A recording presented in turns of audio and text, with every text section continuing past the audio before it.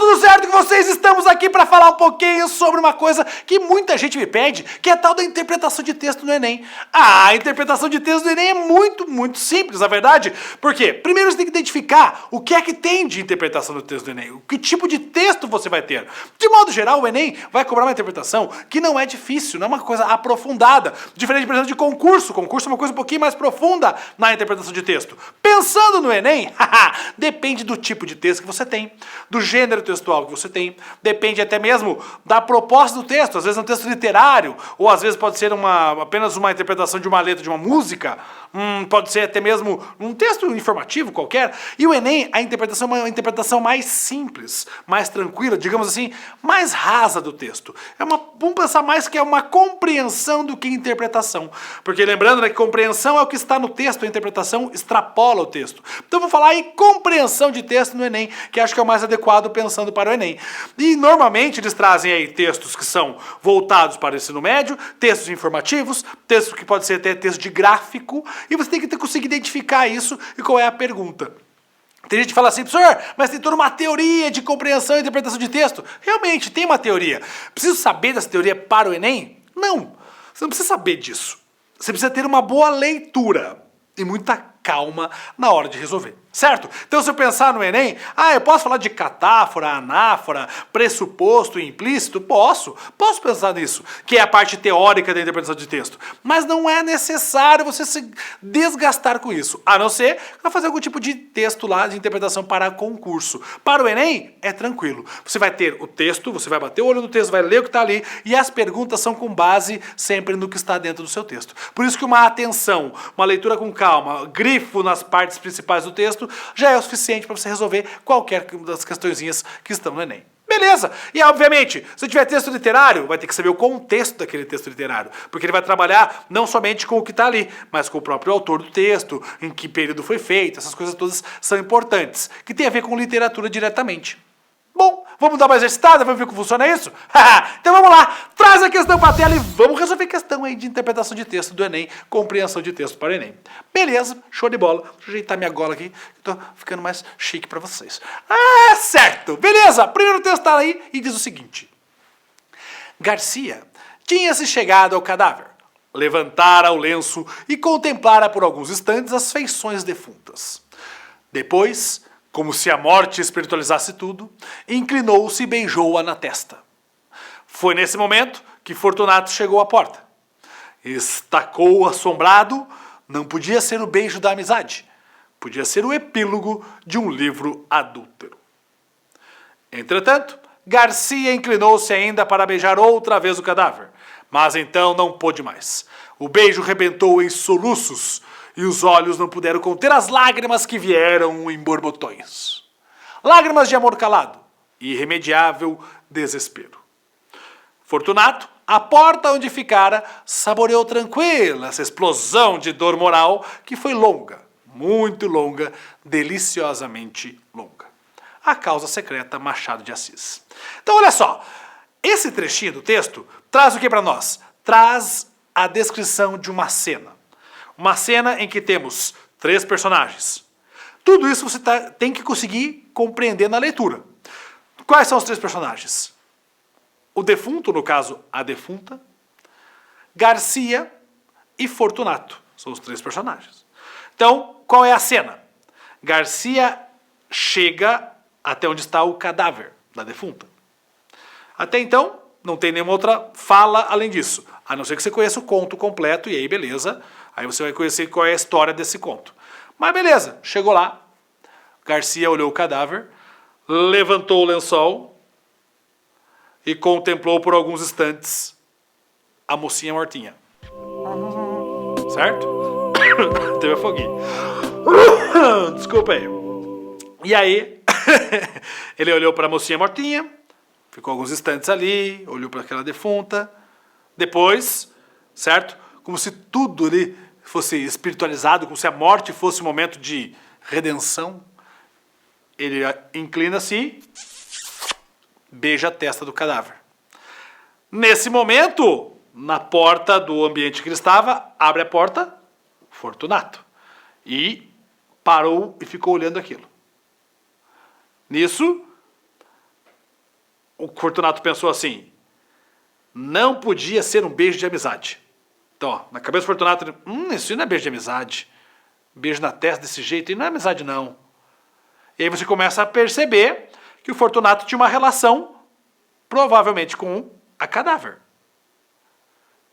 E provavelmente conhecia também o Garcia. E aí ele continua.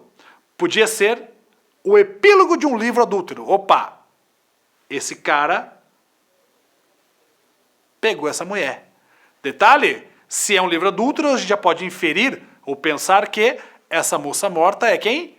É mulher do Fortunato que estava na porta. E o Garcia chifrou o. Ou seja, ela chifrou o com o Garcia. E aí ele continua. Entretanto, Garcia inclinou-se novamente para beijar novamente o cadáver. Só que não conseguiu. Por quê? Começou a chorar.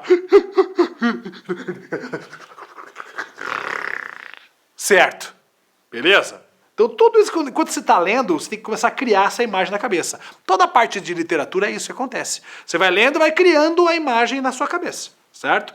Isso é literatura, né? Por isso que o livro ele é tão interessante, ele abraça a gente desse jeito. Beleza, e aí continuou.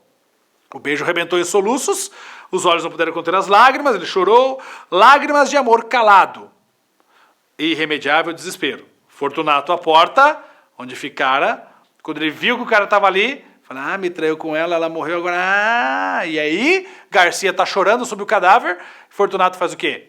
Fortunato olha e saboreia aquela explosão de dor moral, porque Fortunato teve a certeza de que Garcia e a esposa o traíam, ou a mulher o traíam, e aí ele ficou ali, ó, vai, sofre mesmo agora, seu filho da mãe, seu miserável, coçando aqui as guampas, né? Coçando as guampas, e aí Fortunato ficaram ali tranquilo, saboreou a explosão de dor moral, que foi longa, muito longa, deliciosamente longa. Ou seja, ele se satisfaz com o sofrimento do caboclinho que está ali chorando em cima da mulher. Certo? E aí, olha a pergunta do Enem. A pergunta do Enem é a seguinte. No fragmento, o narrador adota um ponto de vista que acompanha a perspectiva de Fortunato. Percebem que, quando ele fala assim, Fortunato fica ali curtindo aquela dor moral, que foi saborosa de forma lenta, deliciosamente lenta. Esse deliciosamente lenta, quem coloca é o narrador. O narrador não é o Fortunato, mas ele se posiciona a favor do Fortunato, com essas palavrinhas aí. E ele continua. O que singulariza esse procedimento narrativo é o registro do ou da. Então eu tenho alguns registros dentro do texto que mostra que o narrador está do lado do Fortunato. Esse registro que eu falei agora para vocês é um deles. E aí, tem lá, letra A, indignação face suspeita do adultério da esposa. Porque até então é uma suspeita. Letra B, tristeza compartilhada pela perda da mulher amada. Letra C, espanto diante da demonstração de afeto de Garcia. Letra D, prazer da personagem em relação ao sofrimento alheio. E letra E, superação do ciúme pela comoção decorrente da morte. Bom, qual que você tem certeza que não pode ser daqui? A letra E não pode ser. Ele não superou o ciúme porque ele está ali deliciosamente curtindo a dor do outro. Sofra, seu miserável, que me guampou com a minha mulher. Botou minhas guampas. Certo? E aí? Aí ele fala assim, indignação face suspeita do adultério? Tristeza compartilhada pela perda da mulher, tá compartilhando. Não, também a letra B também não pode ser. Letra C, espanto diante da demonstração de afeto do Garcia. Ele até se espanta, mas ele na hora que ele se espanta, ele já fala, miserável. Então é isso, é você. E aí, qual dessas alternativas mostra que o narrador está do lado do Garcia, do Fortunato? Letra D, prazer da personagem em relação ao sofrimento. Tanto que o narrador escreve, ele fica ali deliciosamente, longamente, curtindo aquela dor moral do Fortunato, por descobrir que estava sendo traído, e do Fortunato em relação ao cara que está sofrendo, que estava traindo lá também. Então esse deliciosamente ali, deixa bem marcadinho qual é a intenção do narrador e que está do ladinho do Fortunato. Beleza? Resposta, letra D. Sacaram? Veja que não é complicado, não tem nada de difícil. É só simplesmente uma leitura e você vai construindo tudo aquilo na sua cabeça junto na leitura. Obviamente que tem que ter pelo menos umas 2 leituras do texto para ficar tranquilo. Tranquilaço? Fácil? De boa? Muito bem, então faz o seguinte, bora lá para outra questão. Mais um texto e bora lá entender como funciona essa interpretação, compreensão de texto no Enem. Beleza, o texto está lá e fala o seguinte. Mas assim que penetramos no universo da web, descobrimos que ele constitui não apenas um imenso território em expansão acelerada, mas que também oferece inúmeros mapas, filtros, seleções para ajudar o navegante a orientar-se. O melhor guia para a web é a própria web. Ainda que seja preciso ter a paciência de explorá-la. Tudo bem? Ainda que seja preciso arriscar-se a ficar perdido, aceitar a perda de tempo para familiarizar-se com essa terra estranha. Talvez seja preciso ceder por um instante a seu aspecto lúdico para descobrir, no desvio de um link, os sites que mais se aproximam de nossos interesses profissionais ou de nossas paixões e que poderão, portanto, alimentar da melhor maneira possível nossa jornada pessoal. Saber Cultura, São Paulo, Leve. Pierre Leve. Beleza. Vejo que aqui eu tenho um texto que conta um pouquinho dessa experiência com a internet. Como é que a gente experimenta a internet? O funcionamento dela, que é muito mais a proatividade de cada um, se permitir ficar ali gastando tempo, perdendo tempo e conhecendo outros espaços, porque ela é cheia de coisas para nós, certo? É um espaço que tem muita informação, ao qual você vai mexendo e, de certa forma, com autonomia, é tipo um autodidatismo. Você é meio autodidata, vai aprendendo sozinho. Quanto mais mexe na internet, mais você vai dominando esse espaço. É isso que o texto constrói para nós. Beleza? E isso aí, uma leitura bem de boa, se fazer uma leitura geral, depois vai lendo com calma, você vai entendendo que o processo vou conhecer a internet mexendo. O melhor jeito de aprender a mexer na internet é mexendo. Quanto mais eu mexo, melhor eu vou ficando nisso aí. Obviamente que existem cursos de internet e tudo mais, mas você vai ter, quanto mais prática, melhor. Isso de modo geral em tudo no trabalho, qualquer trabalho aí, se fizer uma analogia, quanto mais a gente trabalhar, mais a gente vai dominando aquilo. Beleza. E aí o Enem pergunta o seguinte. O usuário iniciante sente-se não raramente desorientado no oceano de informações e possibilidades disponíveis na rede mundial de computadores. Nesse sentido, Pierre Levy destaca como um dos principais aspectos da internet ele tem 5 alternativas.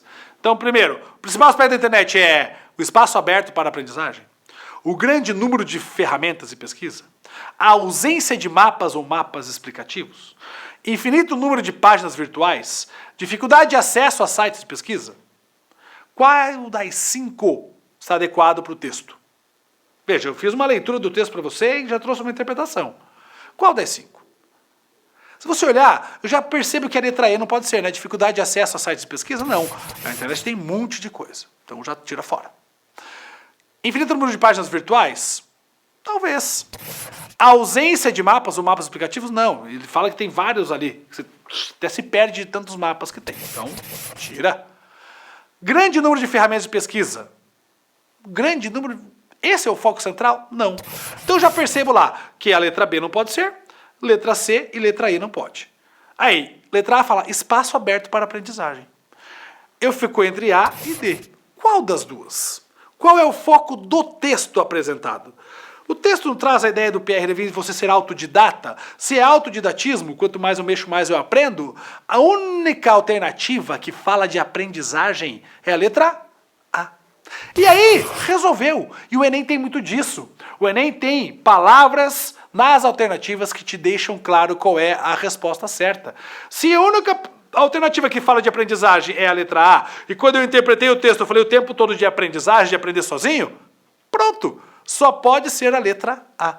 Sacaram essa ideia? Isso é muito próprio do Enem. O Enem coloca nas alternativas palavras que determinam qual é o registro correto, ou melhor, qual é a alternativa correta. Sacaram isso? Bem de boa? Bem suci? Muito bem. E para finalizar, última questãozinha, que aí vai ter mais de um textinho para nós, mais de um testículo. Testículo quer dizer um texto pequeno, pessoal. Fiquem tranquilos, tudo certo. Certo? Beleza. Olha lá. Primeiro texto diz assim.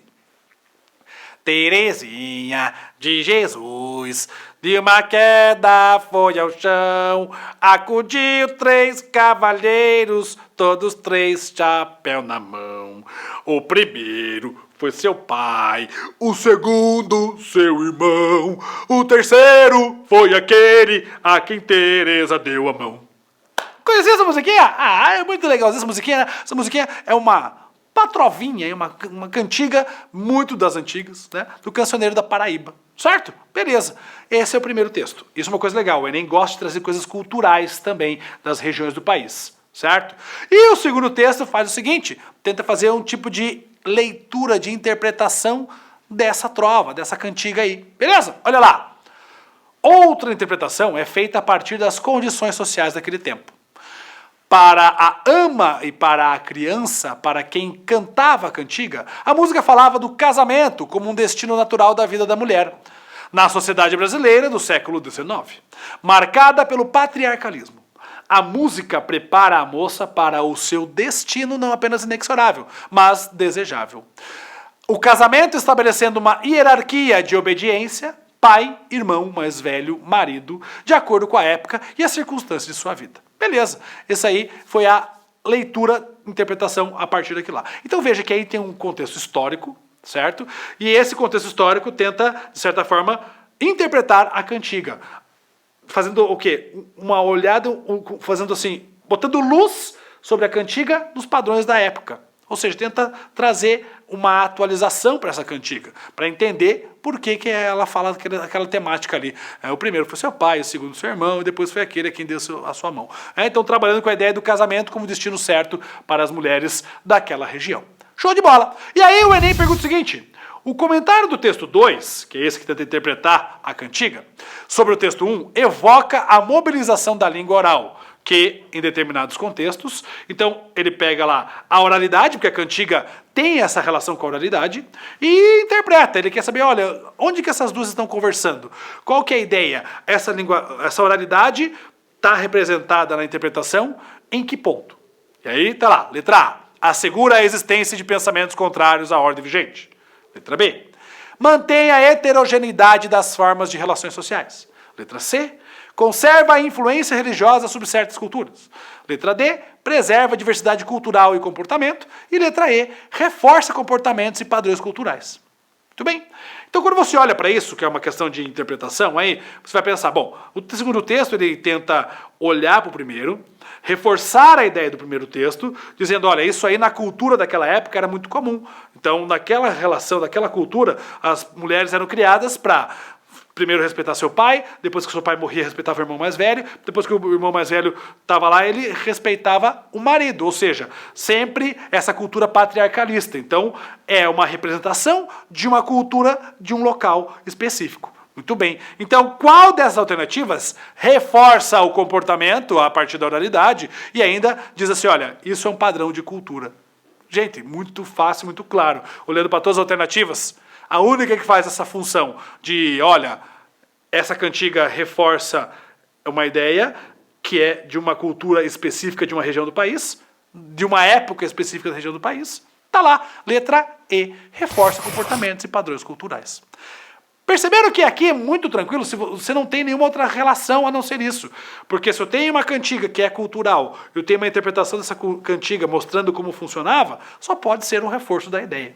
Show de bola? Tranquilaço? E o Enem sempre vai fazer isso. Na própria alternativa tem palavras específicas da leitura e interpretação que te auxiliam a identificar qual é a alternativa certa. Show de bola? Maravilha? Tranquilaço? Espero que tenha ajudado vocês. Muito fácil, muito suci. Tamo junto. Um grande abraço. Professor Lanzinho na área. Até a próxima. Fui.